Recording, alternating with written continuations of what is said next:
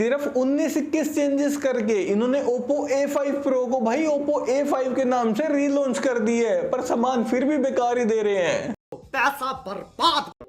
दोस्तों Oppo A5 5G smartphone को हम कंपेयर करेंगे Oppo A5 Pro 5G smartphone के साथ में, और सबसे पहले हम बात करेंगे दोनों स्मार्टफोन्स की डिस्प्ले की। तो भाई दोनों फोन्स के अंदर हमें 6.67 इंचेस की HD plus IPS LCD display दी गई है, जो कि 120 हर्ट्ज के रिफ्रेश रेट को सपोर्ट करते हैं। दोस्तों दोनों फोन्स काफ़ी ज़्यादा महंगे हैं, 15,000 से भी ज़्यादा के हैं भाई। उसके बावजूद भी आपको ये कौन सी डिस्प्ले दे रहे हैं? सिर्फ HD प्लस, जो कि बिल्कुल ही एवरेज वाली है। ध्यान रखिएगा दोस्तों, कंटेंट वॉचिंग के हिसाब से अगर आप सोच रहे हो ना इन दोनों फोन्स में से कोई भी, तो भाई ना, दोनों फोन बिल्कुल ही बेकार हैं। और IP रेटिंग की अगर मैं बात करूं तो Oppo A5 5G यहाँ पर IP65 रेटिंग के साथ में आता है, वहीं दूसरी तरफ A5 Pro यहाँ पर IP69 रेटिंग के साथ में आता है। तो इसलिए दोस्तों वाटर और डस्ट से कंप्लीट प्रोटेक्शन के मामले में यहाँ पर डेफिनेटली A5 Pro स्मार्टफोन ही विनर है। और अगर मैं बात करूँ ऑपरेटिंग सिस्टम की, तो दोनों phones out of the box Android 15 के साथ में आते हैं, जो कि ColorOS 15 पर बेस्ड है। तो यहाँ पर तो दोस्तों दोनों स्मार्टफोन भी बढ़िया हैं। और चिपसेट की अगर मैं बात करूँ तो दोस्तों दोनों फोन्स के अंदर हमें Dimensity 6300 चिपसेट दिया गया, जो कि 6 नैनोमीटर टेक्नोलॉजी पर बेस्ड है। भाई सच बता रहा हूँ दोस्तों, इतना बेकार प्रोसेसर ये इतने महंगे फोन्स में कैसे यूज कर सकते हैं? मुझे तो हैरानी हो रही है बात सोच के।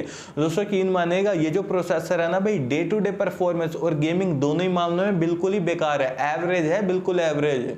यार इस प्राइस पॉइंट पे तो हमें Dimensity 7300 7400 मिलते हैं, ये बंदे क्या दे रहे हैं? सिर्फ 6300। क्या बोलूं मैं ओप्पो को तो। और एंड्रॉइड को सिर्फ 4,20,000 आता है इन दोनों ही फोन्स का। और देखिए दोस्तों, इस प्राइस पॉइंट के जो बढ़िया फोन्स है ना, उन्हें मैंने टैग कर दिया है भाई। व्यू प्रोडक्ट से जाके आप उन्हें डायरेक्टली फ्लिपकार्ट के थ्रू परचेस कर सकते हैं। और अब बारी आती है बैक कैमरा सेटअप की, तो दोनों फोन्स के बैक में मैं ड्यूल कैमरा का सेटअप दिया गया है। उनका कैमरा सेटअप ना सेम है, यानी कि जो मेन कैमरा है 50 मेगापिक्सल का, डेप्थ कैमरा है 2 मेगापिक्सल का। देखिए यार दोस्तों, दोनों फोन्स इतने महंगे होने के बावजूद भी आपको 2 मेगापिक्सल का डेप्थ कैमरा दे रहे हैं, जो कि यूजलेस है। अल्ट्रा वाइड कैमरा नहीं दिया यार इन्होंने।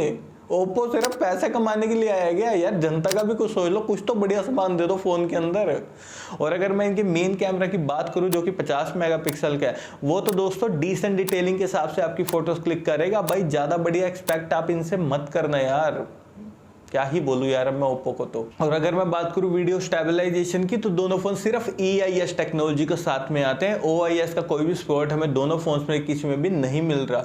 और सेल्फी लवर्स की बात करूं तो दोनों फोन्स के फ्रंट में हमें सिर्फ 8 मेगापिक्सल का बहुत ही एवरेज से सेल्फी कैमरा दिया गया, जो कि एवरेज डिटेलिंग के साथ में आपकी सेल्फी फोटोज क्लिक करेगा। और मैक्सिमम वीडियो रिकॉर्डिंग आप दोनों फोन्स के फ्रंट और बैक कैमरा से सिर्फ 1080 पिक्सल तक ही कर सकते हैं। और बैटरी डिपार्टमेंट की अगर मैं बात करूं तो A5 5G यहाँ पर 6000 mAh बैटरी के साथ में आता है, वहीं दूसरी तरफ A5 Pro 5800 mAh बैटरी के साथ में आता है। और दोस्तों दोनों फोन यहाँ पर 45 वोल्ट की फास्ट चार्जिंग को सपोर्ट करते हैं। नेटवर्क कनेक्टिविटी के लिए दोनों फोन ट्रूली 5G कनेक्टिविटी के साथ में आते हैं। 3.5 mm जैक हमें A5 के अंदर तो भाई दिया गया, लेकिन A5 Pro के अंदर नहीं दिया गया। और दोस्तों स्पीकर Oppo A5 5G सिर्फ सिंगल स्पीकर के साथ में आता है, वहीं दूसरी तरफ A5 Pro जो है ना भाई डुअल स्टीरियो स्पीकर्स के साथ में आता है।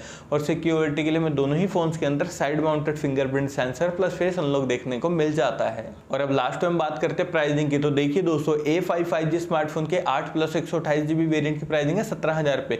वहीं दूसरी तरफ A5 Pro स्मार्टफोन के 8 प्लस 128 GB वेरिएंट की प्राइसिंग है 18,000 रुपए। और अगर मैं यहाँ पर अपना पॉइंट ऑफ व्यू दूं ना इन दोनों फोन्स के लिए, तो जागरूक जनता इन दोनों फोन्स को बाय मत करना, बिल्कुल ही बेकार फोन है, एकदम जीरो लेवल के फोन है दोनों ही। इनकी जगह पर ना आप Oppo K13 5G को ले लेना भाई, वो स्मार्टफोन सच में काफी ज्यादा बढ़िया है।